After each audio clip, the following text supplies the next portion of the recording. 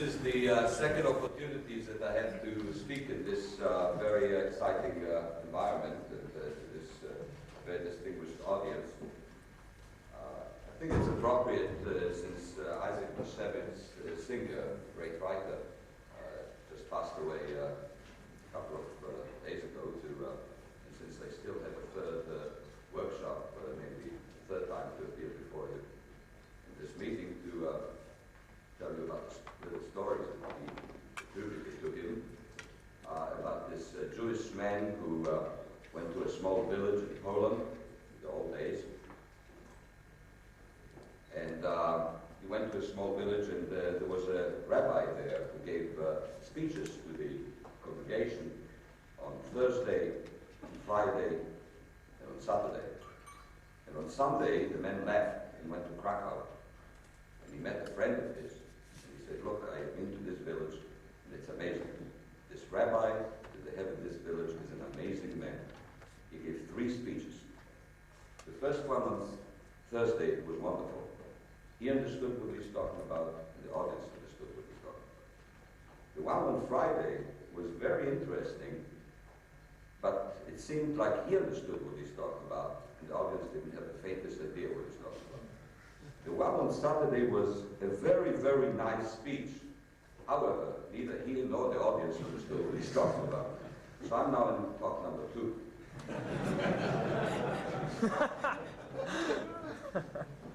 So the issue at hand, as I showed in my talk number 1, is the question of nanomechanics and micro tribology or molecular tribology, and these are the various issues that one is interested in.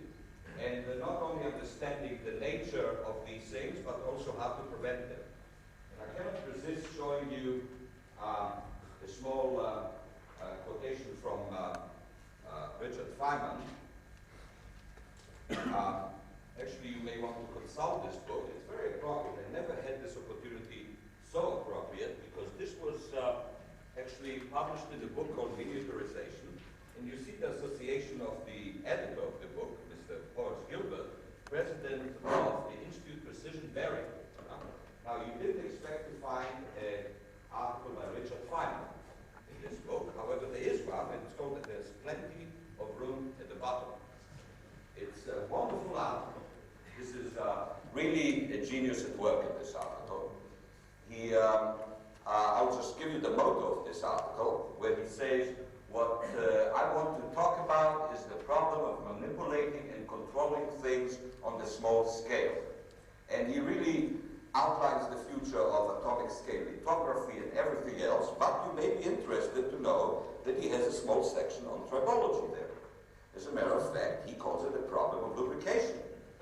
And first of all, it would be very, I'm sure, comforting for you to know that he says lubrication involves some interesting points. So already a great relief. And then he says the effective viscosity of oil would be higher and higher in proportion as we went down, and if we increase the speed as much as we can, if we don't increase the speed so much and change from oil to kerosene or some other fluid, the problem is not so bad. But actually, we may not have to lubricate at all. Well, we'll find another reason to come to this beautiful hotel. We have a lot of extra force. Let the bearing run dry. They won't run hot because the heat escapes away from such a small device very, very rapidly. So if you do the whole thing small, we'll have to do something else. Now, it was interesting for me to, on the trip here, I bought The Economist, and there's on page, this is the issue of, my eyes start to go, it's like H, July 20th, 1991, and there is a beautiful article here on microscopes and more, and it starts by saying, small is widely held to be beautiful. An increasing number of scientists want to add useful and cheap to this attributes. And it goes on, and then there's a picture of a small car. It's actually a car, the whole thing with an engine, and it's 4.8 millimeters long. And it's made by, who else but Toyota. So So it's very interesting, and I think that if we will talk about we're of course now in a new age of being able to do microscopy on the small scale, but engines start to be built on motors. As a matter of fact, in the same article by Richard Feynman, he at the end offers a prize to the person who will make a small motor. And it's interesting that this was in 1959 that he gave this speech, which is the content of that chapter. In 1960, towards the end of the 60s, he had to pay the price of $1,000 to the person who built the small motor and maybe tackled some of the problems of heat generation in small things. In any case, that's one thing. The other motive for this talk is the method by which I will be discussing this issues, and this is molecular dynamics, and we'll have a workshop on that. This is a computer-based simulations. Now, I want to emphasize again for those who still that do not know that molecular dynamics on the levels that we are discussing it in this meeting here is simply the integration of the Newtonian equations of motion. And I'll say a few words, although I could delay it to the workshop, but I think that I will take the opportunity of having you all assembled here in such a nice form to say that, and maybe on the expense of some new material that I wanted to show you, but I think it's important. So this is the classical equation of motion. There is also a whole theoretical challenge in which ourselves and others are involved in doing actually quantum molecular dynamics, in which you have both electrons and nuclei. For example, this is a case of water, and with an electron, either electrons part of the structure of the water or an excess electron solvated. And this is, of course, the Schrödinger equation, and the solution to this wave function depends upon the nuclear coordinates. On the other hand, the nuclear coordinates depend upon the electronic wave function, and that's kind of the Born-Oppenheimer dynamics that you want to do, and that's not the right form for that, but let me tell you that there's a lot of development in this direction by, as I say, ourselves and others.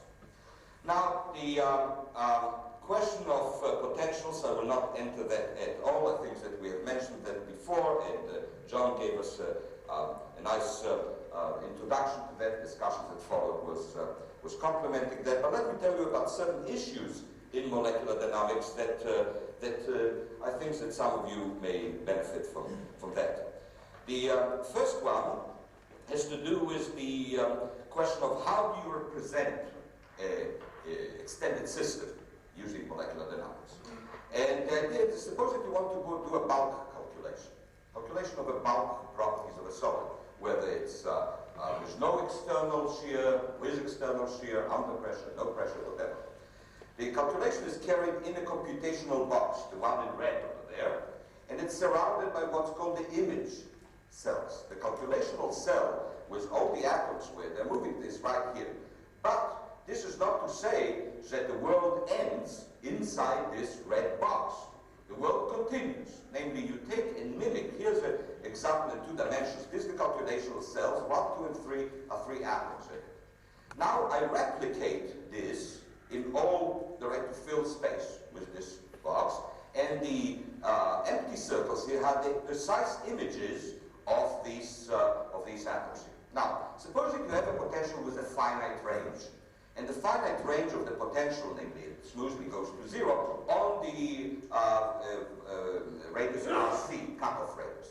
Suppose that this is the distance between 1 and 3 in one particular time step of the integration of the equation of motion.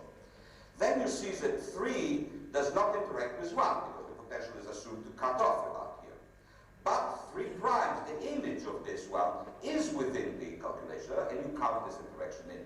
Namely, by cutting off, it doesn't mean that you throw away things, you actually, because this image is occurring here. Now, of course, the calculational cell better be sufficiently large, if it is a representation which can be duplicated. So 3 atoms in a cell may be too small to represent a macroscopic solid, but 400 atoms might be enough in some circumstances. So you have the periodic boundary conditions. And in the case of 3-dimensional periodic boundary conditions, that's the bulk solid. Now suppose that you wanted to do a surface. Well, you can do the following. You take this calculational cell, you can put some static layers here very deep in, and then they have a whole bunch of dynamic particles. Namely, this is kind of a support, backing material. material, and which has no elastic properties, is very deep in, not to influence what happens near the surface, and then you only do periodic boundary conditions in 2 dimensions, and you do not extend it here, so this can be vapor, for example, or vacuum, whatever the situation is. So you have in the z direction, this is the form of the calculational cell. This is one way of doing a surface of a material. If you want to bring another surface towards it, then you're free to do so.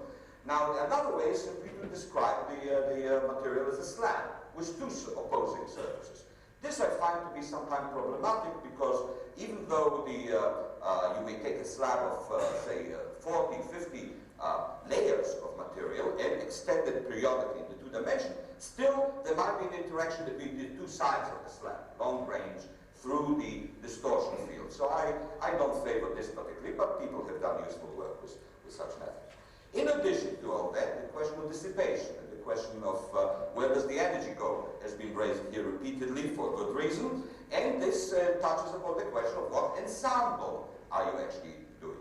You see, the calculations are, you want to get some statistical information out of this thing. As a matter of fact, at one time Nature described something that we have done back in, I don't remember, when is doing statistical mechanics by numbers. So you want to do statistical mechanics on this thing, particularly if the situation of equilibrium or quasi-equilibrium. Well, then comes the question of ensemble. For example, if you keep the energy of the system, the total energy of the system constant, namely if the system is not allowed to interact with a heat bath in any way, this is called the NVE ensemble, namely it's the number of particle, volume, and constant energy.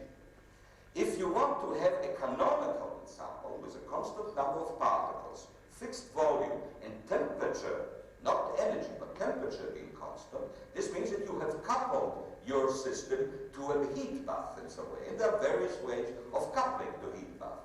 And I will, in the workshop, we'll discuss some of them. Now you may want to do a simulation where it's not the volume that is being constant, but actually the external pressure.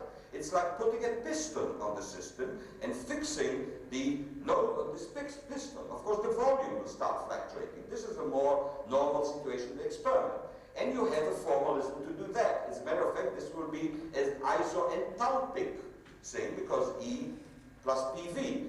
So you have constant pressure, constant temperature, and number of particles. Then you may want to do simulations in which the number of particles is not constant.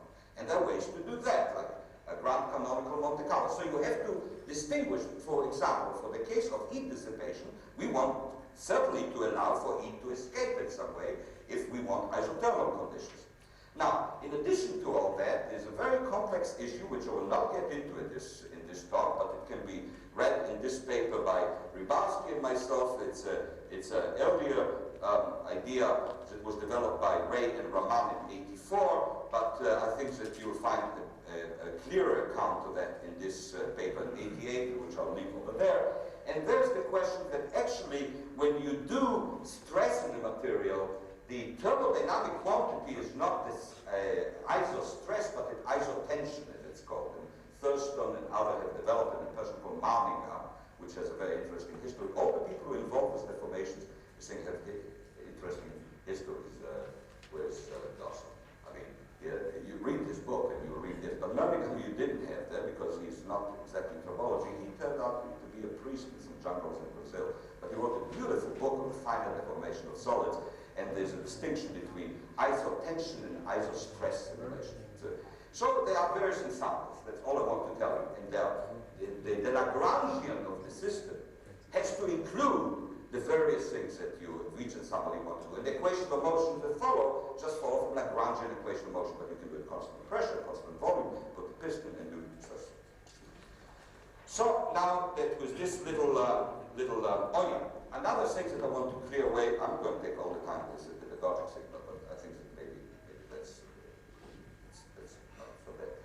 The other questions that I was asked many times were, how do you calculate atomic stresses? Well, atomic stresses are very easy to calculate, knowing the velocities at each point in time of each particle. And you know that this is the stress tensor in some dyadic notation. Sum of all the particles, for each particle I, you calculate this is not the dot product, this is the dyadic product, tensor product if you want, of the velocities of particle I. times the derivative of the potential, which gives you the force divided by r here, times r minus rj, the distance between the two parts, divided by the volume per particle. And the argument what volume to assign in a non-homogeneous distribution, but there are ways to justify one way or another. And for each particle here, you find a whole tensor. Now, this is the form of this matrix representation of this tensor. This formula is known from kind of forever type of thing. Actually, it's you can look at it as this is the volume times the stress. It's like PV equal to NKT, which is this is the KT mv squared divided by 2 plus the virial corrections, which are actually due to interaction. So it's an ideal gap. Or read Kirkwood and you will instruct what the deeper meaning of that. So here you have the stress matrix. You can diagonalize that and find the principal stresses in the language of continuum mechanics. You can also calculate what's the hydrostatic pressure by simply taking 1/3 of the trace of that matrix. Or you can define this thing, which is the deviatory stress, which is this whole stress matrix minus the hydrostatic pressure times the unit matrix, from which you can immediately calculate the von Lees thing. So you see, everything is contained by integrating the equation of motion. I know the instantaneous position of particles, I know the velocity, I can calculate these things. And then I can divide space into little boxes, and each box has some average number of particles in and out, and calculate that for each of these particles in this little box, average it over time, and then plot contours. So I generate the information. So this is the pedagogic part of my talk, and now I will quit doing that and talk about other things. And I probably will not get through any parts that I wanted to discuss, but you can read. There's some materials that are very close to my heart, which I would have liked to talk about. Some of it can be read already in the literature, so I will skip that. I'll try to get to the more things that are either in press or things that you cannot find in the literature. But I want to start actually with something that is rather old, because this relates to some of the issues that have been discussed here. This is an old paper by Rybatsky and myself in '88, in which we have looked at the question of the how to do, this was at the time that we were groping with question, how to do finite deformation thing. There is a question about finite deformation because the reference state is not infinitesimally close to the final state. So you cannot apply an infinitesimal elasticity theory. And there's a question of Jacobians relating finite and original positions of particles. So I just warn you that there is there's 4 or 5 pages in this paper. So the beginning is rather rough reading, but it's instructive. But let me tell you what some of the results in these early calculations, which were done for a model generic Lennard-Jones system. And in this system, what we have done is we have taken a periodically two-dimensional periodic boundary conditions here, and we took 2 types of materials, Lennard-Jones ones. There was this part was described by Lennard-Jones with a particular epsilon value, namely this depth of the potential here. And the upper part was described by also a Lennard-Jones potential, but with half the strength of interaction between the particles. So it was a soft and hard material, and then we asked the question, what happens when we shear this two? In the first calculations, we have kept, and we exposed the 1-1-1 surface here and so on. Now, in the first calculation, we kept the size of the atoms the same.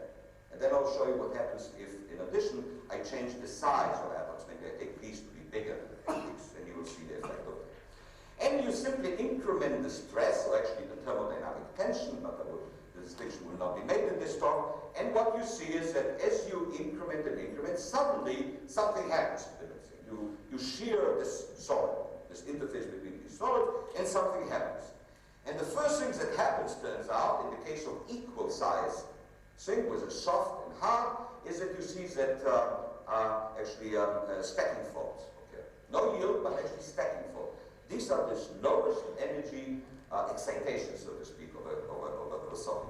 So I increment the thing and it falls. Then I go and I hold the system for a long time at the surrounding of that particular strain, limit strain, or particular stress, critical stress, but when it starts to fail, and I do a long time simulation. Now I can do the simulation either adiabatically, namely I'm depositing energy by doing work with it on the system without allowing the heat to escape, or I can do it isothermally by insisting that the system on which I'm doing work is coupled to a heat bath. That's a water jet, if you want. And for me, it's very easy to do heat bath. I simply scale the velocities of a particle down because the definition of temperature, or kinetic temperature as we call it, is that the mean kinetic energy of the system, mv squared divided by 2. And I know the velocities from the equation is equal to 3/2 mkt. I just make this association. And I have a temperature the minute that I have velocities. So I can scale down velocities, or scale them up, or scale them down, and I get higher temperature, lower temperature. That's one way of doing it. The other way, I'm not going to all the ways. There are many tricks of doing that. In any case, we hold the system in this level of stress that we know that it's going to do something. And then what you see here, this is time in some units. You don't need to know the units here. The units is scale units of some sort. Here's the temperature of the system in some scale units. Again, it doesn't matter for you. Material melts, nanojoule material melt in these units at the temperature of 0.7. Okay, so that's all you need to know. So that's much below the melting temperature. Here's the potential energy curve, here's the kinetic energy, and here's the elastic energy curve. And what you see is that at one particular point here, suddenly the temperature of the system zoomed up. This was an adiabatic simulation. If it was isothermal, I wouldn't see this increase in temperature because I suck the heat out. Here I don't. So suddenly it goes up. This is for the whole system. The potential energy also goes up. Well, some kind of less favorable arrangement occurred. Kinetic energy, of course, mimics exactly temperature. That's one and the same. And elastic energy, you see, is dropping down. Well, we can look in more detail what actually happened during this thing by looking layer by layer, particularly at the interface between the soft and hard. Well, what we see in this structural transformation actually is that there was a stacking fold and a slip occurred in the soft material. Okay, so we see that actually a slip occurred here. If you compare this situation to another, these are two different time ranges, and we hold this thing under that, and it slips. And it slips more than one lattice spacing, by the way. It's actually slipped here 3 lattice spacing and produced a stacking fold. The arrangement is not ABC, ABC anymore, but it's AB, ABC, ABC, A, and that's it. We can actually follow in detail what happened there. I will not go into that because it's a difficult story, but look here in the time interval during this formation of stacking fold. You can see in full detail, these are 2 layers between which a stacking fold occurred. The one in black and the one underneath it in circles, in empty circles. These are different times, very close times, stages in this transformation. Just focus and see that, for example, here you have whites, here you have blacks, here you have this triangle like that. So we can follow in detail the ways that the stacking fold occurs. But what's more interesting for you, perhaps, is the following. This is the internal stresses in the XZ direction. The stress was applied in the XZ direction externally, but I'm looking on material response to that, because I know the velocities, as I showed you, and distance between particles. I calculate the stress layer by layer. Now, in this particular calculation, the hard material was up to layer 9. Layer 10 started the soft material, namely this epsilon over 2, up to layer 18. So it was, we are interested to look at the interface. And what do you see? At the time of the structural transformation here, you see that layer 9, which is the layer of the top of the hard material, the stress in the XZ direction in it actually increased. It's a stress accumulation in this layer. While the stress in the soft material, layer 10, 11, and 12 and 14 deeper in this soft material, did go down. So it was kind of the stress was given to the system, but it was concentrating itself in this interface, and there was an accumulation of stress in the hard material on the expense of stress relief in the soft material where the stacking fold happened. Okay?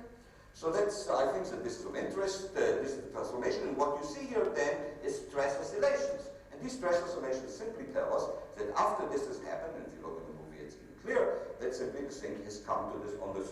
You move one washboard against the other, basically, a 3-letter spacing, and the other washboard didn't come yet to full interlocking, and it's vibrating. That's what you see.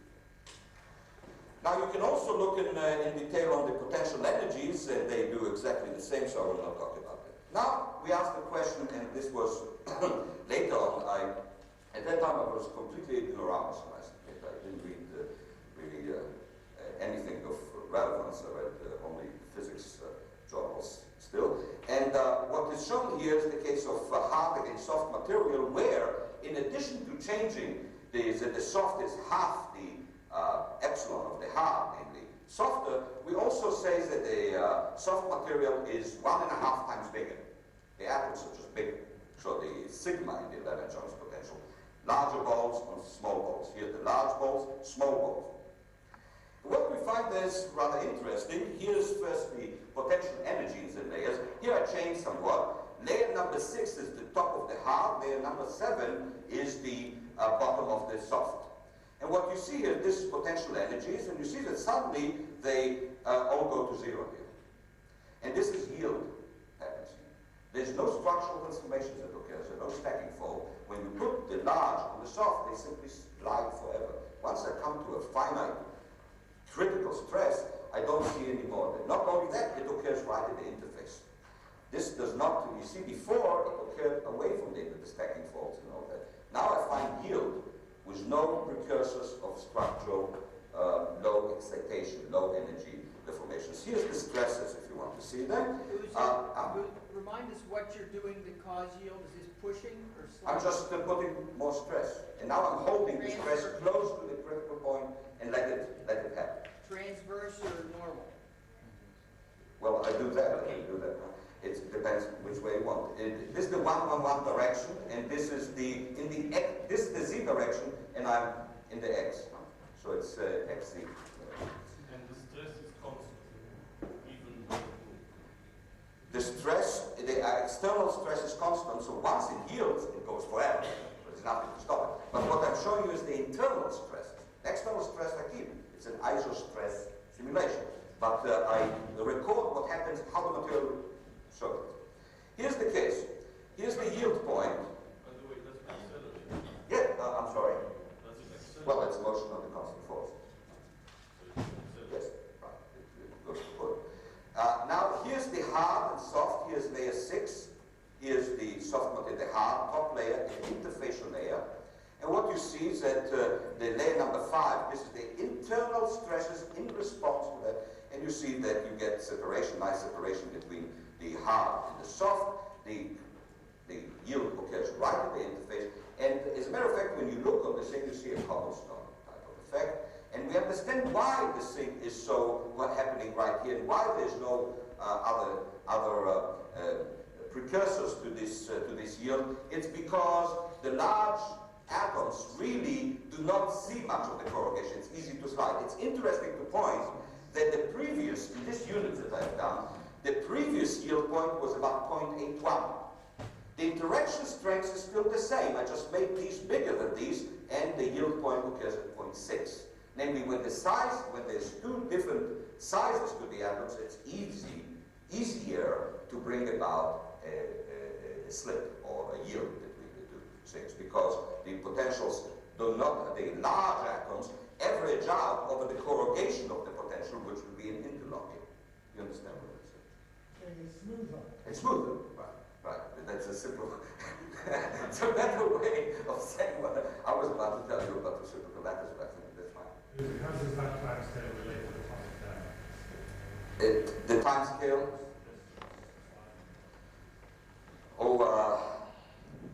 I rather not answer it. I have I can look it. Something. Lucy? Yeah. You showed that was the shear component of the pressure stress tensor. And Yes. You showed it, and it was not equal throughout the system. Isn't that? No, there are different forces. You apply it only to shear this, and you see that in the inside here, the shear component is related also to the modulus of the thing. So the hard material is a different strength. So in equilibrium they would be equal, but basically because you have these are solid systems, you're able to maintain non-equilibrium. That's right. I don't understand how that can happen in the sense that it just You could have a doesn't seem to. hydrostatic component building up across Right. the space. I'm sorry. You could have a hydrostatic component building up along. This is the shear part of it. This is the MC component. It's an off-diagonal. Well, think about it. This is a system under stress. It's responding to an external stress thing. And it eventually gives you. I don't know. Does it imply that there's a number of distortion that's involved in therefore magnetic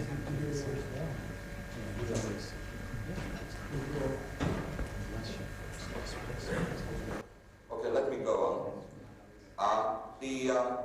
So I told you about this early work, which actually taught us a lot. It taught us questions of what does it mean to do isostress. There's a question of isoforce. There's a question of isostrain. Namely, in isostress, you apply constant stress to the material. In isostrain, you simply strain the box and leave it like that. So now I want to get more into the question of tribology and the question of rubbing materials against one another and simulations of that. And I've already spoken on that subject here, so I will concentrate on things that are new. And I don't know, I cannot resist the temptation of showing you this thing here out of Dawson's wonderful book, and the first tribologist is right there in blue, and these are my ancestors carrying this picture in blood. And I'm sure that the idea of lubrication is an old one, and this is just part of the history of thing. And if they had the wheel at that time, they probably would have fought friction this way by mounting this whole thing on. And then we could go on to modern days and come to the continuum mechanics that was so well described here, and the question of formation of junctions, and the questions of how to prevent junction formation. And of course you want to put some kind of a lubricant or a solid or liquid lubricant. And we're involved these days in questions of measuring these things and using either pin on disc or atomic force microscopes, and those things are adding to our knowledge. And now I have to decide what I want to tell you next. And I think that I will start actually by leaving some of the calculations that involve tips to whatever will remain, because there's some new information that we have on other issues that I want to share with you. And this has to do with the question of putting the lubricant in. I already showed you already discussed the question of hexadecane and the jump to contact that occurs when you put hexadecane fluid between the tip of nickel and the gold surface, and showed you that actually squeezing does occur and the drainage does occur, at least partially, and there's actually junction formation even when you have hexadecane if you push hard enough. And of course the wetting and all that. But let me address a totally different system of interest to us, and this is having two semi-infinite plates and putting hexadecane molecules between them. And I will ask the question about the structure and actually the dynamics of the film collapse as we squeeze on this thing, as we put the constant load on these things here. Now, in this simulation we did something else where we wanted actually to have some free space. So this is very important that it's understood, and if it's not understood, you probably will not understand what I'm talking about. So let me, with this poor picture here, well, I wouldn't have understood it from this picture, but let me try to explain to you what I mean. We took semi-infinite plates, okay, with two-dimensional periodic boundary conditions, and solid atoms here, and we took actually, I could put a droplet of the hexadecane, simply a droplet and then squeeze. I didn't do that. What we did is a strip droplet, namely, in the x direction, it continues forever. It's an infinite strip. But in the y direction, the solid substrate is bigger than the droplet, and it forms like a meniscus. Okay, so it's a semi-infinite droplet. Remember, the y direction is the direction that it can spread. In the x direction, it simply flows because it's continuously repeated. So it's a semi-droplet, as I call it. And we used hexadecane And hexadecane looks like that. And what the groups here, the CH2 groups, we group them together and we call them united atoms. And the interactions are between this and that, and those were developed by Reichert and Gellman some time ago. It's a semi-empirical potential that was checked in the bulk. There's dihedral angle. There's certain constraints in this potential. The potential does not allow this angle to vary. It's fixed because it's a hard vibration. It also does not allow the bond lengths to change, but it allows dihedral angle rotations, which is the things that you want. And it also has interactions between this and this and that. There's no sense of changing because they are fixed in the direction there. But to the fourth one, there's an interaction. There's also intermolecular interactions. Now, an important parameter in the whole question is the width of the molecule. This is what's called sigma 2 here. And remember, sigma 2, the width, everything will be given in units of this width of the molecule. How thick is this tube? Run a tube, it's about 4 ounces. Okay, so just think about that. Sigma 2 is 4 ounces. Now, here's a model surface. We arranged it in the structure of a nickel 100, this thing, because in this particular calculation that I'll show you here, we keep this as structure but static plates. So in this calculation, the plates are static. They're so hard that I don't consider any deformation in them. But I gave them a structure of 111 solid. So I just put them in the right geometry and so on. In addition, I have to know what is the interaction between the hexadecane and the metal. And that's a problem. Nobody either calculated or precisely measured atom by atom. Say the Hanecker constant from experiments that Jacob and Christensen, I believe it was, and there are probably others perhaps, but there's no what to put in a potential I do not have.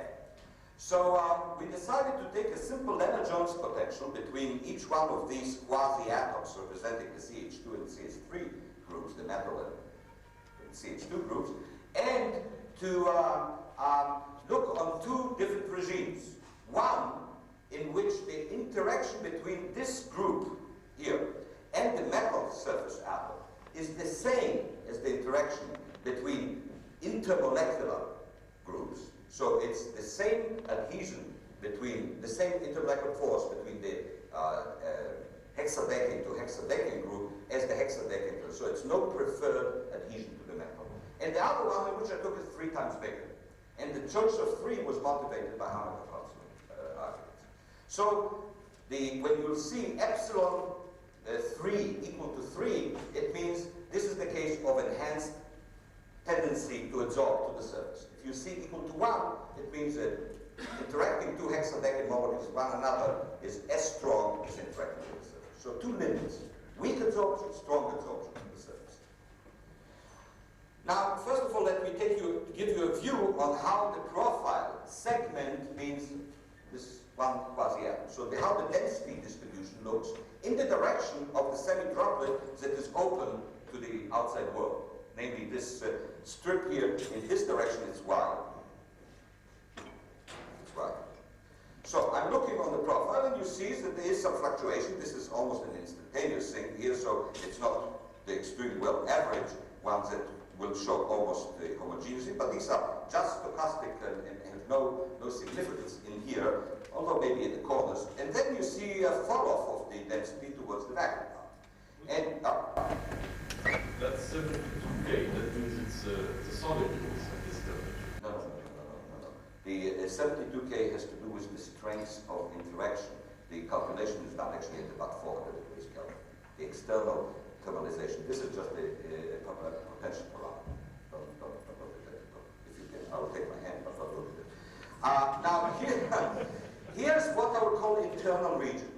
There's an internal region. I don't want to confuse the properties of the film inside between the 2 plates to what happens in the interface. I'll pay special attention to what happens in the interface. But if I want to talk about the inside of the film, I do not want to confuse with what happens there. So I define that by that, it's the first minimum turns out into well average sink, and there's also the full width and half maximum, which we will not discuss here.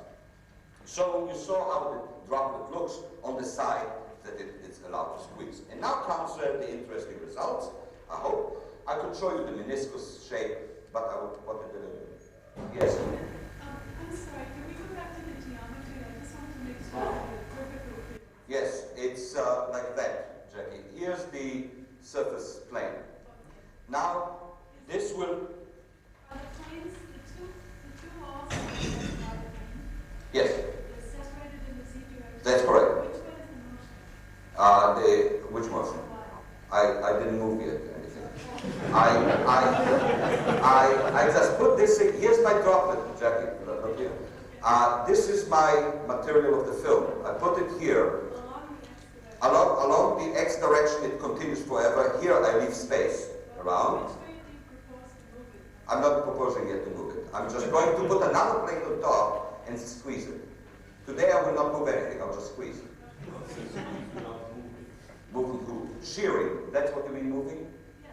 Yeah, I will not do shear today. I'll just do squeeze. It's like a hot dog between... Between two rounds, right. Repeat the experiment on your wrist with your own hot dog. This graph you showed Yes. of the internal displacement and force, the internal Profile of density. Yes. may I ask, is that periodicity roughly 5 angstroms? I'm sorry? Is that periodicity along there corresponds roughly to carbon spacing? I'm coming to that. I'm coming to that question. I'm coming to that question precisely. I actually show you the periodicity in the z direction between the two. Here it is.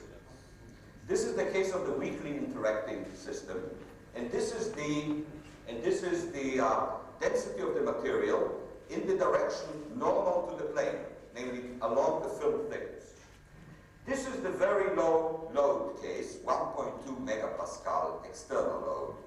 There's a question of difference here between what's external and what's internal. The external is the solid surface, but the internal, I just have to take the contact area and the internal pressures by which these things. So there's a question there, but not a question, but difference. 1.2 megapascal between these two things for the weakly interacting system, namely not. And you see the film extend over all this thing here. The origin is of the center of the atoms in this first solid thing. So you see here no atoms here because you have a little bit of volume to these solid atoms, and then this thing you don't see really much of oscillations in this thing. Look at the distance here, multiplied by something like 4, and you get yourself about 28 ounce per thick film. 28. Now I increase the load and go to 3.6 megapascal, and immediately I see that along this distance, z distance between these two things, I see the development of well-defined layering in the atomic density profile. It's the famous layering that we talk about.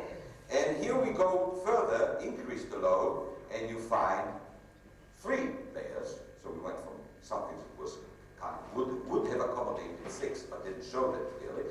B does show. This is this load. You increase the load, and then you go to even higher load, 12 megapascal, and you go to 2-layer system. I can give you here detail in this. 400 degrees for this particular case, and that's a historical reason why it's 400 degrees. Although now for the calculation of hexadecimal with tips, we do it at 320 degrees. The 400 because Gellman did his original calculations for hexadecimal at 400 degrees, and we use this potential. So this is a bit hotter than room. It's a hot room, very hot room. I'm very true. So here's the various areas. You see that the area changes. I will not go into that. The area changes because there is spreading of the film as we push it, and then I'll come to that in a minute. So first of all, layering. That's the message number 1. Message number 2. I still didn't tell you anything that you couldn't have said before from intuition and experiment. Is the strongly interacting system. Strongly interaction because it's 3 times strongly interaction with the substrate than between itself. And what you see here is that at this load of 1.2 megapascal, where for the weakly interacting system, I had this extent of a film, very large, and kind of no structure to that, I already, for the strongly interacting system, for the same amount of external load, get a nicely layered system, three-layered system. If I increase the load to 4.8 megapascal, nothing basically happens to this system. It supports load. Okay? So, number two is that these very thin films do support liquids, support load. Then you go to 6 megapascal, and boom, this thing collapses to two-layer system. And we'll talk about these collapses in 1 minute. Now, you may ask yourself, what is the structure of the hexadecane inside this film? How does it look? Well, one way to look on the structure of chain molecule, polymers or alkanes, by the way, one thing that I want to warn you. In the literature, I'm a newcomer to this particular thing. I've done simulations for many, many years on many, many systems, but I'm a newcomer to chains and the like. And I've seen confusing notions that call this kind of thing polymers. These are not polymers. And anybody who calls it polymers is out of his mind. And try to do scaling theory on 16 thing is not, there might be some problem there. Pills may be solved, but it's not polymers. But it's chained alkanes, and they have their qualities and properties, and one day we will polymers. In any case, radius of gyration is an important quantity. What's the radius of gyration? You calculate the center of mass.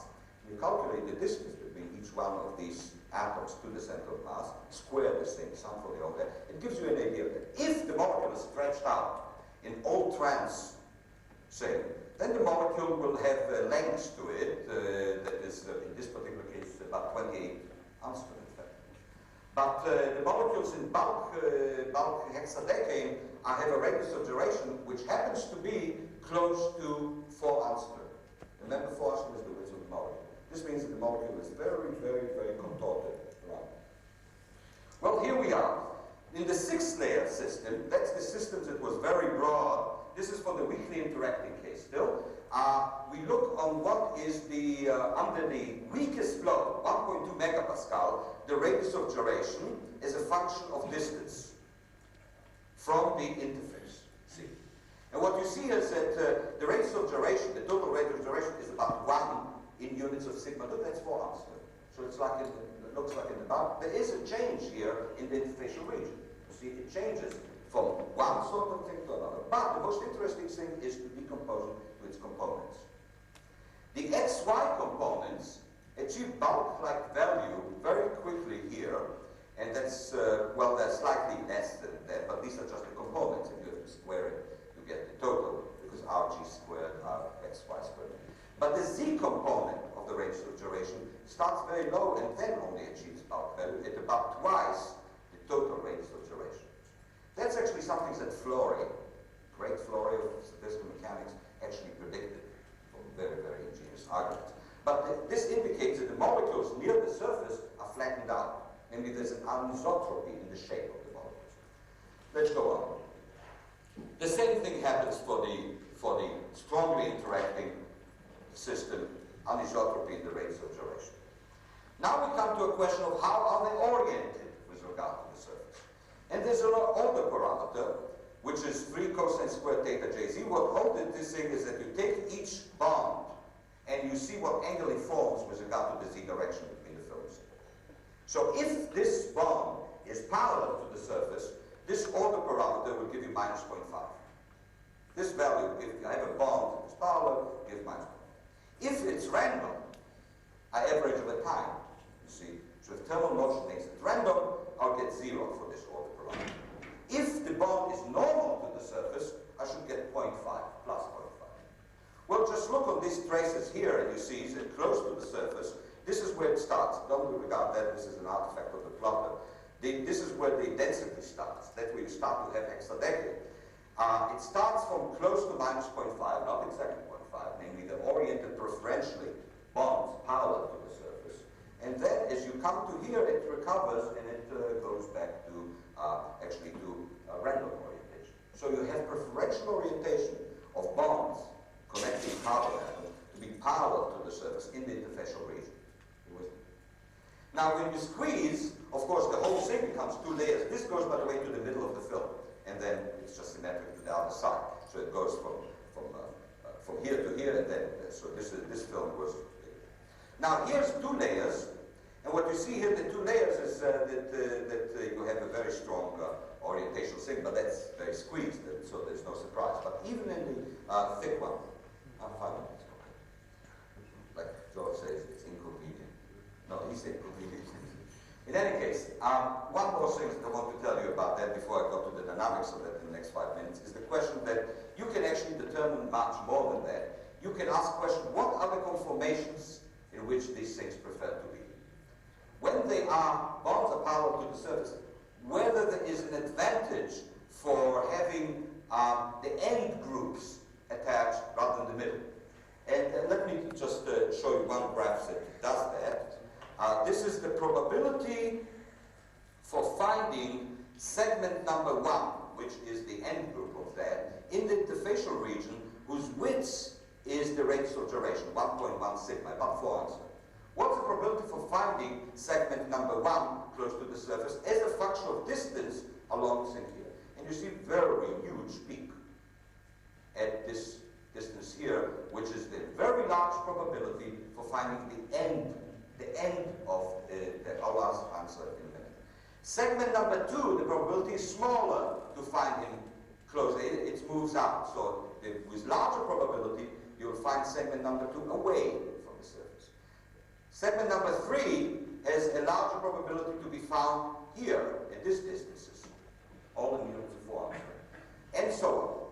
This leads us, okay, so is that understood? So larger probability to find the end of the molecules rather than anybody else there. Now, the same thing goes for the strongly interacting system. Then you can ask the additional question.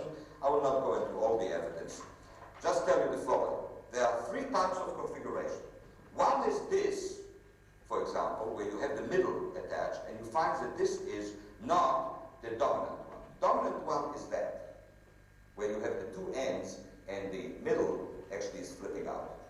The center of mass of the molecule lies further away from the surface as the 2 ends. Now, and then there are the bridging ones. And indeed, the force that you find between these 2 plates is larger than Van der Waals calculation will lead you to believe. And that's due to the bridging. And there's a lot of bridge one, and Jacob has suggested in the paper of his that this is the origin of this thing, and now we see the increased force between these 2 things to separate, for example, because of bridging. So the major one is that, then comes this, and then why is it can be explained in terms of how much entropy do you lose if you attach that versus attaching that, and people have done this kind of calculation. Let me say one more thing before I close, because I think that this is an interesting point, and I hope that this will induce some thinking, and that's the question of the dynamics of the collapse. How does it happen in time?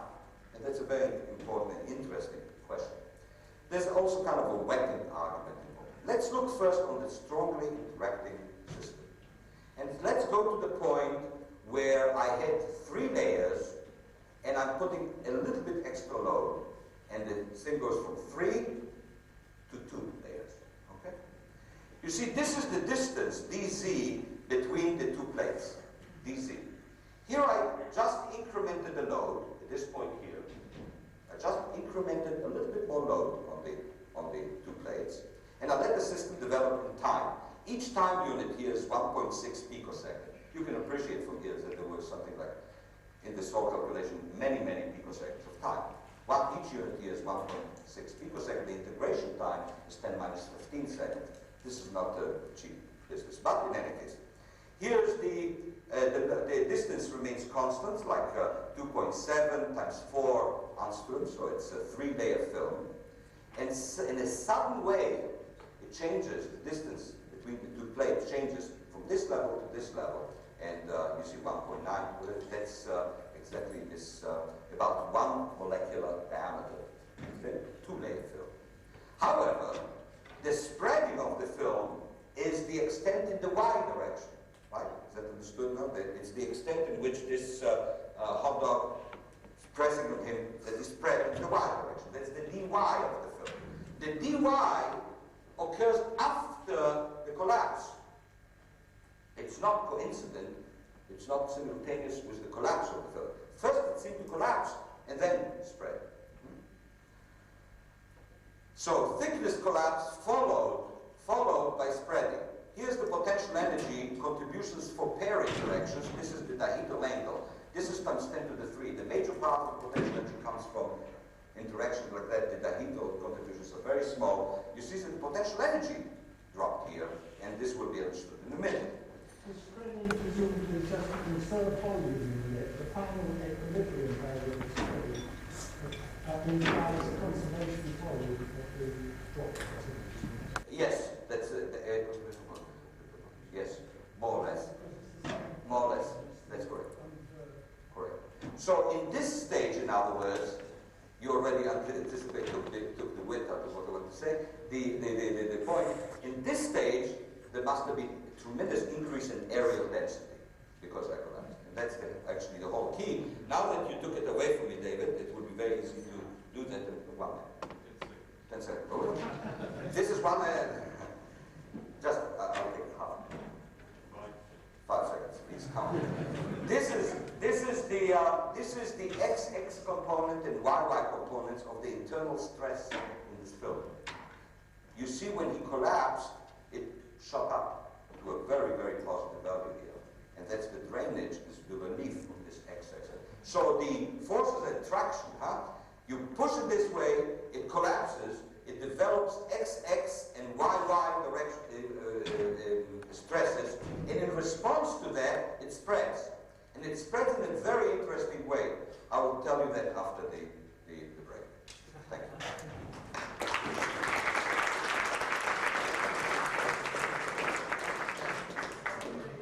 We'll have a 15-minute break now. This will be followed by 15 minutes of a review and summary.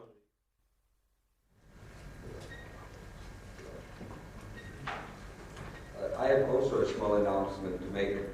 The workshop today on computer simulations will feature 3 speakers who do very nice work in the area of computer simulations, and I think all 3 of them have actually videos, so it's kind of movie time. And we'll have all 3 of them presenting their talks. Robbins will give a talk, Harrison and Gellman will talk. Robbins will talk about the question of shearing. Very nice work. And other simulations that he has done of stick slip that was talked so much about here. So interesting. And Judith Harrison will talk about the interaction between diamond and diamond searches. And then and Jim Belloc will talk about the question of scuffing and plowing, very large-scale simulations. And then we'll have discussion on issues of time, size, relation to continuum mechanics. Let me just finish my point on where I was. And this had to do with the question of the film collapse in the strongly interacting case. And I was arguing here that the film collapse occurred before the spreading, namely it came before the spreading, and this is seen very nicely by this components in XX and YY, where there's a very large spike of stress. We are packing the molecules, and then they're spreading. Now, I could show you a movie on that, but we'll do without it. These are various stages in the collapse of the film. This is the edge of the film in the y direction here, instantaneous picture. This is a little bit before this 3 to 2 occurred. This is at the time of onset. This is after it occurred, and that's at the end. This was fixed, so what you see here is really the same amount of material being here and being here. Same number of molecules. Just that here they're through and here too. I want to note here this bridging here. That is all the time there. So there's a lot of amount of bridging. Now,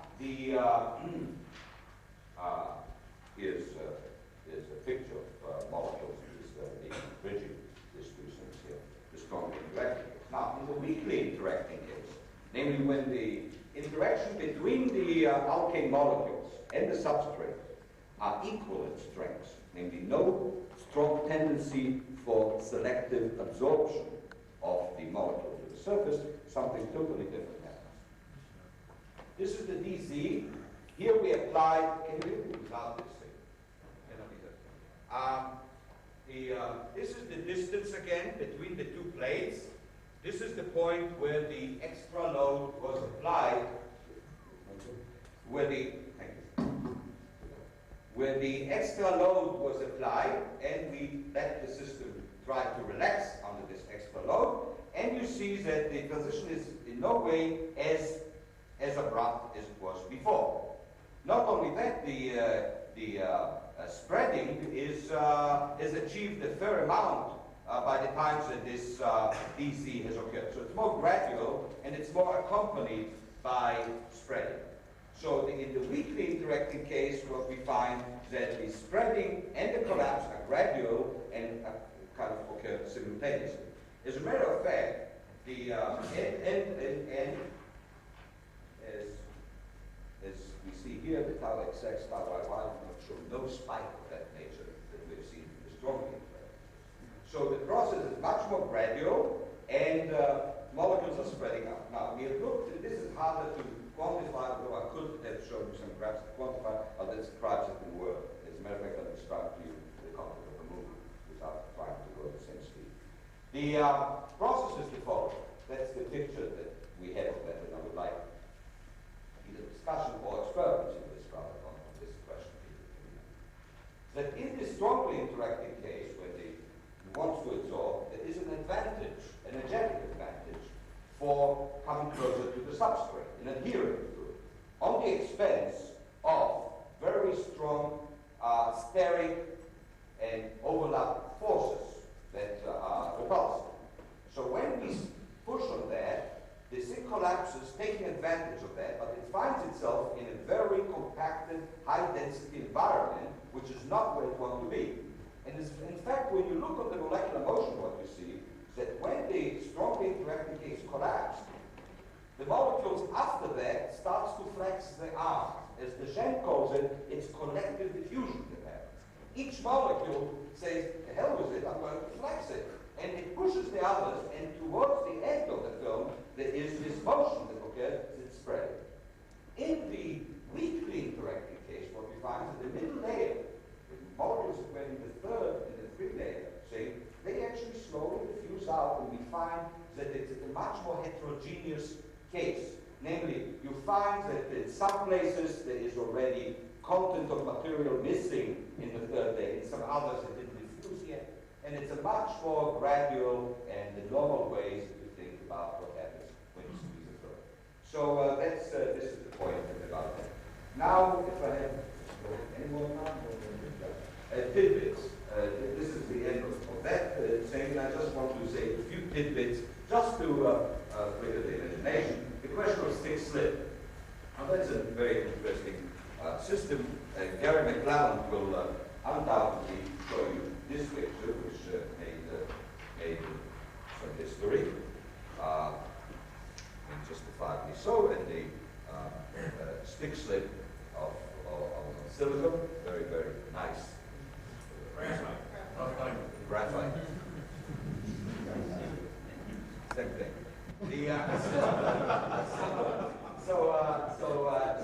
So this is a graphite dye.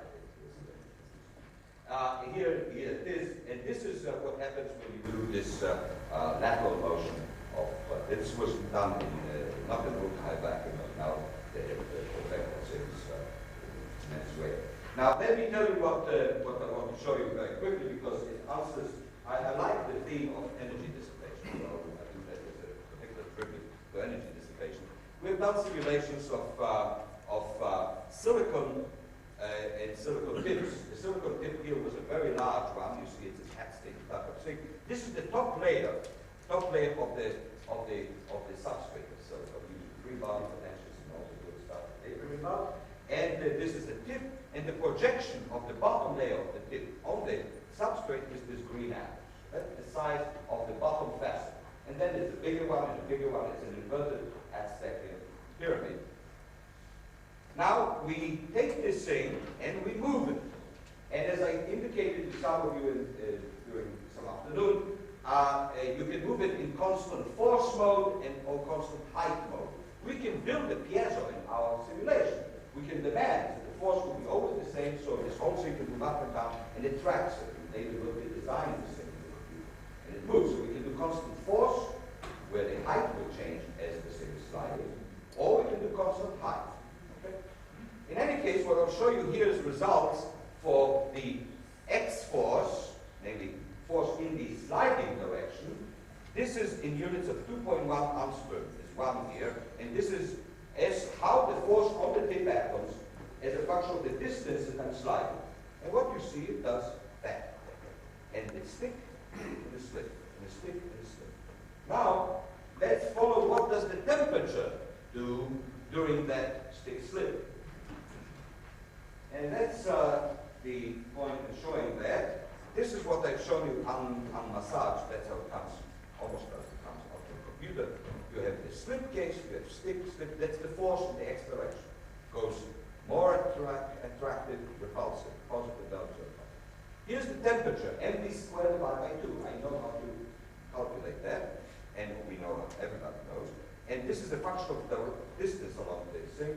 Every unit here is 2.something Armstrong. This is the electric. And so this is fixed limit on the atomic scale. It's not a cantilever response. It's a response of the atoms. It's magnets. Now here's the temperature. During the slip stage, the temperature boom goes up, and then during the stick slip, it goes down. And then the stick temperature shoots up, and then it goes down. Overall, we see some heating. That's because maybe our heat bath was not affected, or maybe in reality it wouldn't come from anything. So we see average temperature through the block, average the average temperature. Is that the average temperature or the interface temperature? This is the temperature of the whole, this is the temperature of the tip atoms. Only of the tip atoms. Okay? Actually, if I would have plotted with the substrate, a good part of the substrate is so far away that it will actually lower down. So I wanted to emphasize the part that has to do with the tip atoms and so on. Good point. And of course, this is only a small part of the whole system, so I will just wash out this effect. How much is that temperature increase by in degrees centigrade? Yes. This here starts at 300 degrees, and this went to here. I would say that it will double the temperature with this heat. So it's about 300 to 600 degrees. Going from 300 to 600. Isn't that just a trivial? Oh, it's nice to end, but Isn't that just a trivial result of the fact that there's no motion of those atoms near the surface, and when it slips, there's motion, and T is simply averaging motion? Is there anything more significant to it? no. Okay. The only significant thing is that the relaxation is rather good. That's during the slip, the thing seems to lose it. That the phonons are active all the time. But there's no more to it than just kinetic energy. But heat is motion. Maybe off by a couple of magnitude, but In what? temperature. Why? That goes from awfully high. How do you know? Can't calculate the temperature. No, you never calculated for this process. One has to be open-minded to these questions. I wouldn't discard that in an accommodative basis unless I could reason. But I don't think that there is a good reason to discard this one. It may not be of importance. Yes. I think we're going to have to start distinguishing between temperatures. A bulk temperature, a flash temperature, and a temperature associated with the movement of individual atoms from place to place. I think that needs to be clarified in this context. I agree with what you say. This is what I call kinetic temperature, and it has a meaning in the true sense only in equilibrium, where true equipartition happens, and each degree of freedom is 1/2 kT. I'm clearly not in an equilibrium situation. So the meaning of temperature here is just, as I said, kinetic temperature, which is the measured by the kinetic energy. 3/2 MKT equal to kinetic energy is at equiposition, full equilibrium. This is just a measure to indicate, and in this sense you're right. In this sense you're right, Ernie.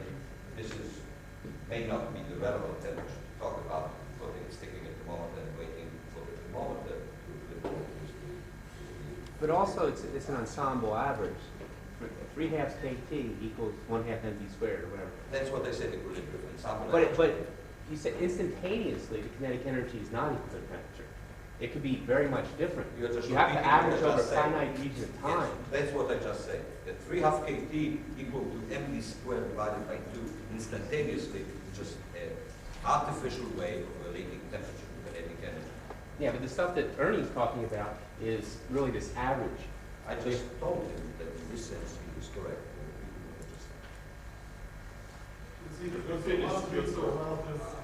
Are we into question time? What is your sliding speed, Ian? I have to, it's very slow. Very slow. Yes. Those velocities are relative to a constant arbitrary frame of reference, or are they, is that a measure of the velocities of the atoms relative to each other? Because I think that's a different kind of thing. No. This is the thermal part of the velocity. The thermal part. Thermal part. This is the fast part. Okay, so it's, As a matter of fact, this calculation is done in such a way that you move it and you move over dynamically very slowly, and then you stop over smoke and then totally liberate and you go again. That's how it's done. So it's really a succession of particles. John Ferrante.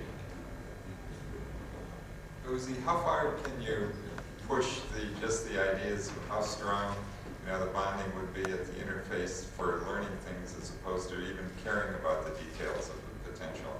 In other words, making one material softer, having a strong bonding at the interface, another material harder. I was just trying to find out what you think, how important the nature of the potential is as opposed to just scanning these effects. I think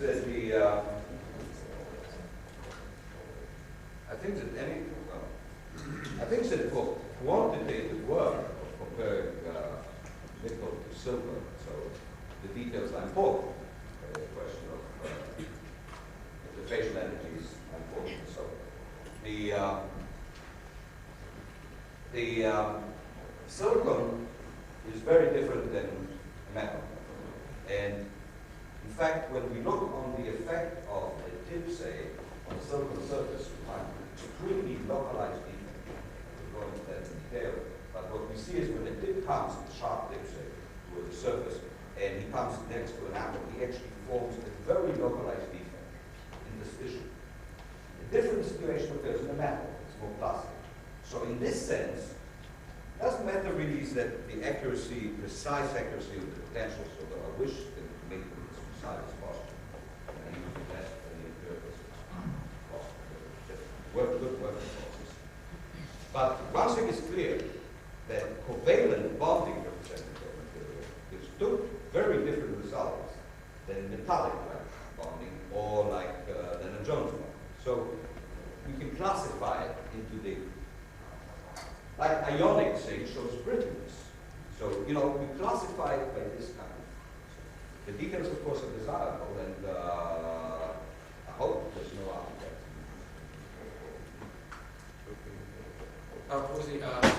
It strikes me that in the model where there is a strong absorption of the hexadecane on the surfaces, that we've managed to confirm here what the Romans and the Greeks knew many years ago. Namely that in the case where, for your model, what you seem to have is segregation of most of the material at the interfaces and columns, okay, corresponding to the bridging of these molecules between the two surfaces. So that the load is likely to be carried by compression, okay, of the molecules within the molecules themselves. Are the elastic properties that you measure here, namely the response of Z to applied load, consistent with the idea of literally compressing the hexadecane within the molecule? Most of the column dispersion. most of the dihedral angle, which is one of the internal degrees of freedom of the molecule, is basically the potential energy stored in the dihedral angle going from trans to that is very mildly affected by this collapse. The major part, as I see it, is actually intermolecular. Saying you're putting one thing on top of the other, you're pushing them to the intermolecular rather than the intramolecular. Although there is an intramolecular component if you end up putting one on top of that. But it's really more the intermolecular component that is the major part of this stress accumulation. Not the dihedral angle changes. So I was talking specifically about that particular portion of your results, which showed that in the strong absorption case, that if you could increase the load rather dramatically, right, with very little change in the vertical displacement. Since your model consists of a model for the potentials of the intermolecular potentials, such that the dihedral angles are virtually unchangeable. No, that's totally correct. The dihedral angles are modeled. Oh, no, I'm saying the angles between the bonds. Oh, this way. Oh, yeah. The scissor motion is virtually unchangeable. That's what I didn't know. The result might be the result might be consistent with that stress being borne by essentially columns of these molecules, that is the bridged molecules, trying to be compressed, all right, within the molecule. So this is the before the collapse, you say? Before the collapse. That's possible. We'll have to look in full detail of the maybe like a mattress of bridges, springs. We will have to look for stress accumulation in the contours and see really that's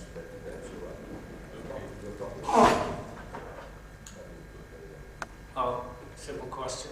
The second figure you showed in the collapse, followed by a gradual change. Yes.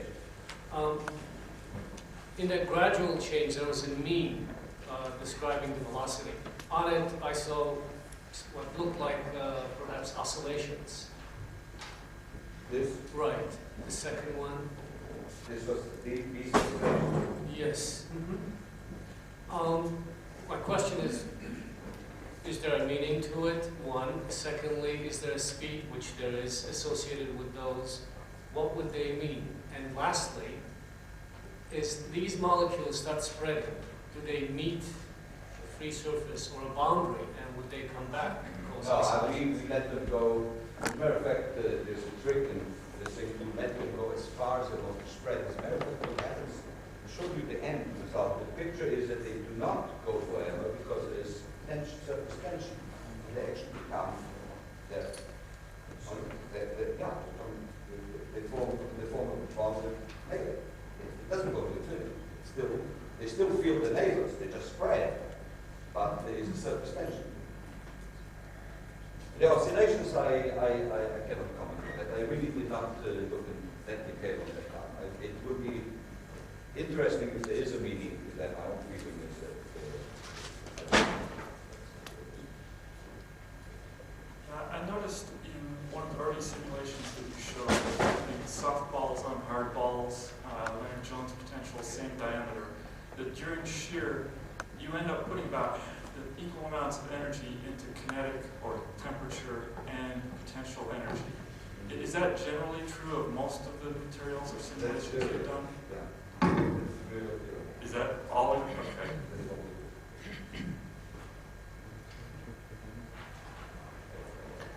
I have a question about the simple shearing again. I don't know whether you have the transparency of that simple shear, giving the shear stresses. Okay. Well, there were two. There was the ones at large molecules and small molecules. It doesn't matter which. The soft and hard. The ones where you had the shear stresses. Yes, that will do it. That will do. I'm worried that you've got a shear stress variation through the thickness, which seems not to fit simple ideas of equilibrium. And in particular, at the interface, the shear stress in one material should not be equal to the shear stress in the other, since Newton suggests there should be equal and opposite. I have to think some more about this thing. I drew this thing only this morning, and it's old when I was big. You see here, before anything happens, everything is the same for all the layers. And something else happened when stress relief happened, when this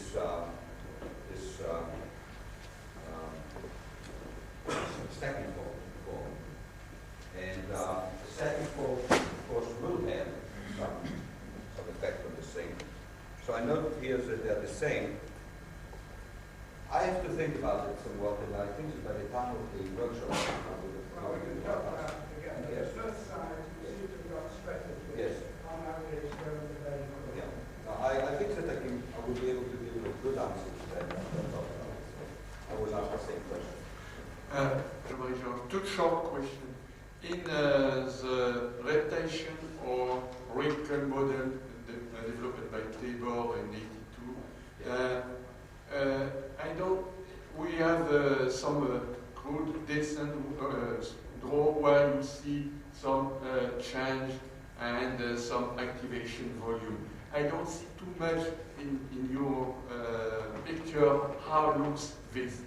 This is my first question. And the second question is the squeeze of 2 or 3 layers depends on the elasticity of the substrate, please?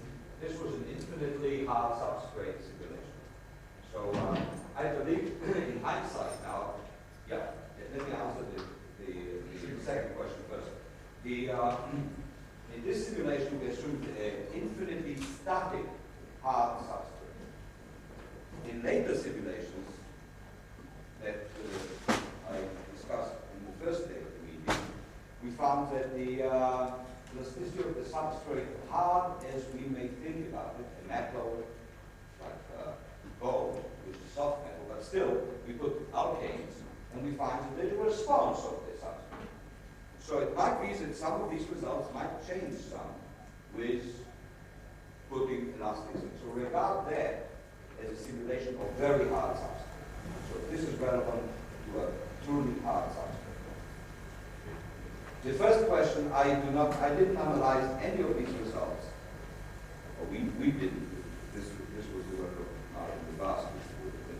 We didn't analyze these results in terms of the activation volume, simply because, frankly, I knew about it, I know about it, but I'm not so conversant with it. I would like to learn more and then analyze it. But we didn't do any of it. Slaughterbeck, University of Washington. You clearly saw that there was some organization perpendicular to between the 2 plates. Did you see any organization in the plane XY? Yes, there is organization in the planes. I have some of the slides of that. It is very similar to the case that, although this is another aspect of the thing, very similar to the case that I discussed in the first day under the tip situation. This kind of typical pictures. Lamellas, perspective.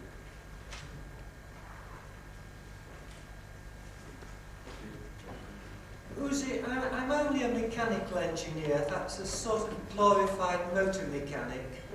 And if you're to communicate with me, you have to put it in very simple terms. So please excuse this question. But hexadecane, at least in bulk, would be a liquid.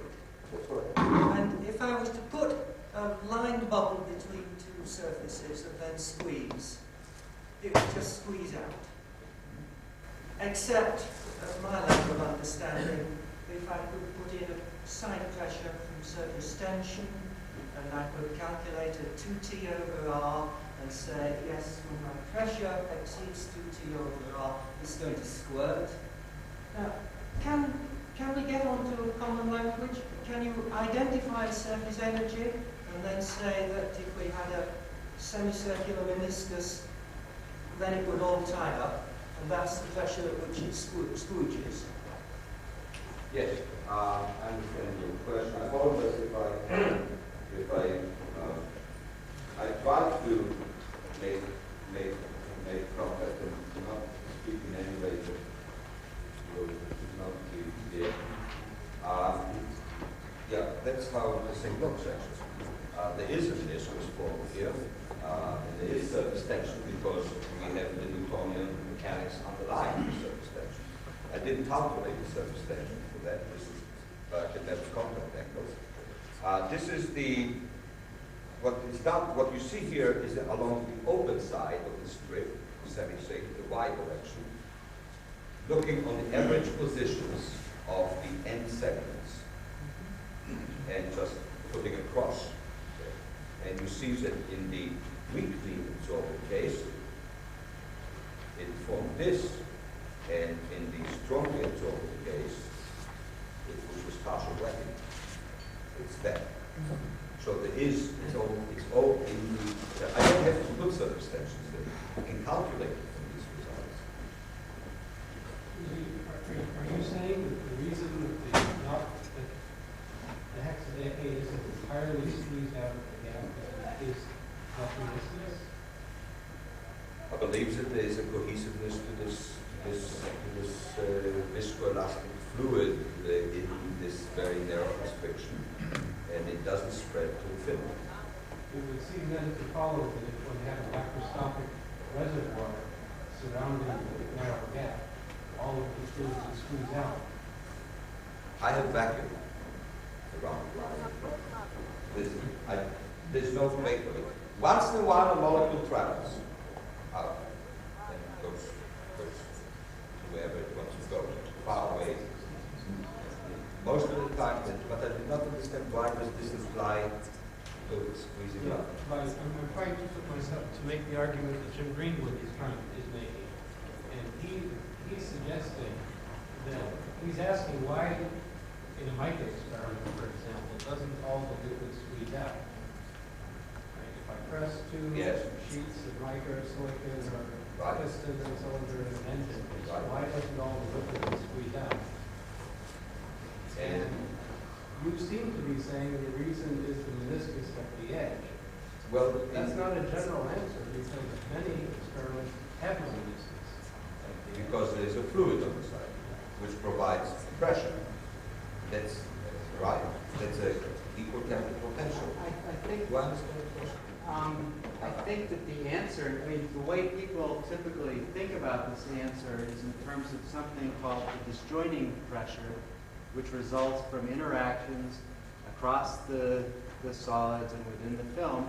And this is basically for an infinite system without these boundary conditions, what pressure would you need to apply to get to a given separation?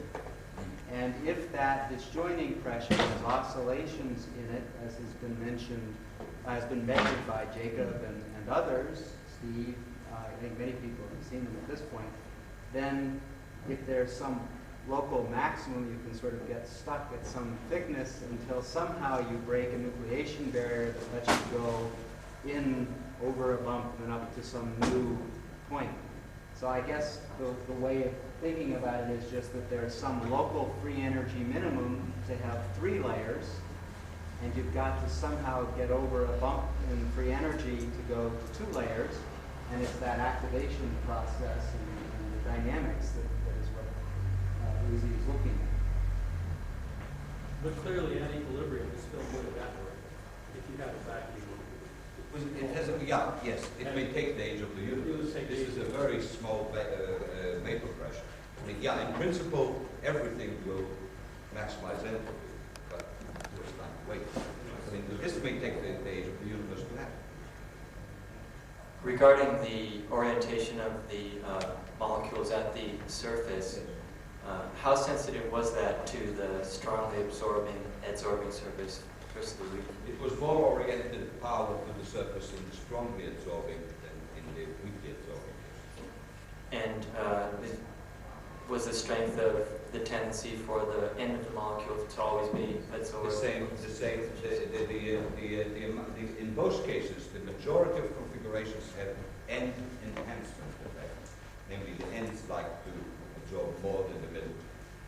This has been seen in simulations of polymers, true polymers by others. This is also an effect that has been seen in simulations of Monte Carlo simulations, not molecular dynamics, but Monte Carlo by Doyle Yoon and his collaborators at IBM, and in molecular dynamics using the potential, which I don't particularly like for the alkane, but still has been seen by first of all Hasiano and Bitsanis. So the end also, they are very nice. I don't remember which one of these people have done it, either Flory or Flora could have done it, but I think it was perhaps the Gellman who emphasized in chain molecules the amount of configuration, entropy, that you lose by attaching only the sides is smaller. You're constraining something, right? You're losing entropy. The amount that you lose if only the sides of the ends of molecules attached is smaller than the amount of entropies that you'll be using if you would take the middle. The middle is much bigger constraint and you wipe out a larger number of configuration elements. So, I wonder if I just return briefly to, without raising too much heat, to the point Professor Rabinovitz raised on your silicon simulations. If you look at the actual stick-slip curves, one of the parameters that really matters is how far up that slope you go. It's interesting phenomenologically to have oscillations, but the thing that matters is how far do you go before you get the slip. And what I was wondering is if this business of the local temperature, or whatever we call it, is actually important, because one of the things that determines whether you go over that hill is how much activation energy is lying around. And so, in other words, the fact that you've got the temperature on a couple of atoms, which is artificially away from equilibrium, may actually be very important in determining a friction coefficient you actually get locally. Would you like to comment on that? The temperatures that I've seen are shown here are for the whole tip. Namely, this is the temperature of, say, I don't remember how many, what was the whole, maybe 200 atoms. Okay? It might be that the concentration is huge on 2 atoms, if the definition of temperature is really valid, and then it can become chemically important. Such amount of heat is right there. But I can't say more than that. But even doubling the temperature could be chemically important. It's still far from the melting temperature. Yeah. As I said before, and I think that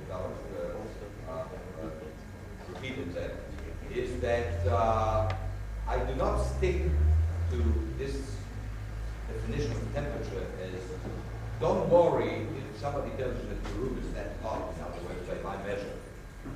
This is a way to associate temperature with kinetic. Maybe I should have just shown you the kinetic energy and stop there, simply to tell you that there's oscillations in kinetic energy, and let you draw any conclusions about temperature. I do not want to be quoted that they are doubling of the temperature of the things. Don't quote me. There are so many points made in this lecture, so fascinating that we be here a long time and still not finished. I just want to raise a point which has again been raised here, and I don't want to flog a dead horse, but I wanted to mention a beautiful experiment which illustrates this problem. Bowden had a marvelous idea of determining the temperature of a crack as it travels through a brittle solid. And he said, if you get a crack going through calcium carbonate, the surface temperature of a crack could be determined from the amount of carbon dioxide which is liberated in the time the crack goes through. When he did that calculation, he came out 2,000 degrees centigrade. But the velocity of movement of a crack only allows every surface atom to make one vibration. So it's not a real temperature. However, it is really playing a part in the chemical decomposition of calcium carbonate.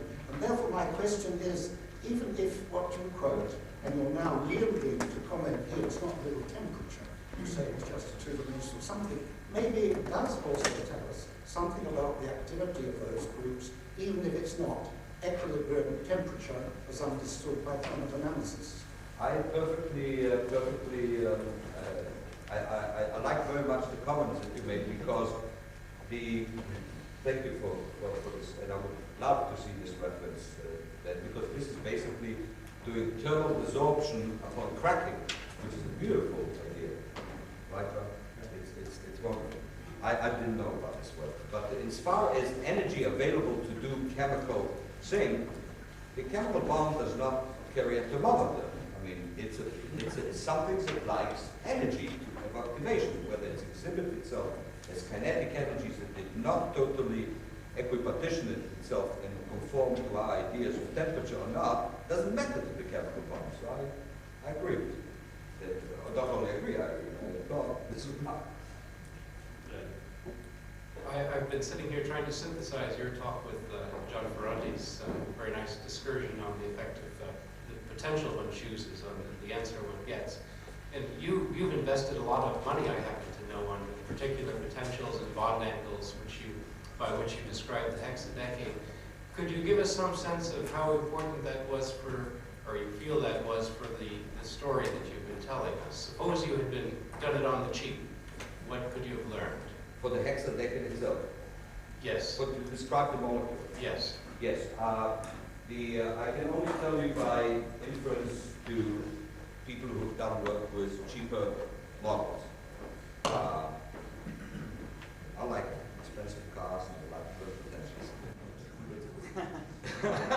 I didn't try those potentials. I can only tell you that results that have been done, and this has not been by some contribution of these people. I had a good mentor, Elliot Monson, who told me that the best way to get the name in the citation is to make a trivial mistake, that every fool will identify and publish something about it. I don't know why I was right, I remember that. I didn't follow his advice. If I did mistake, it was subtle ones. The point is the following.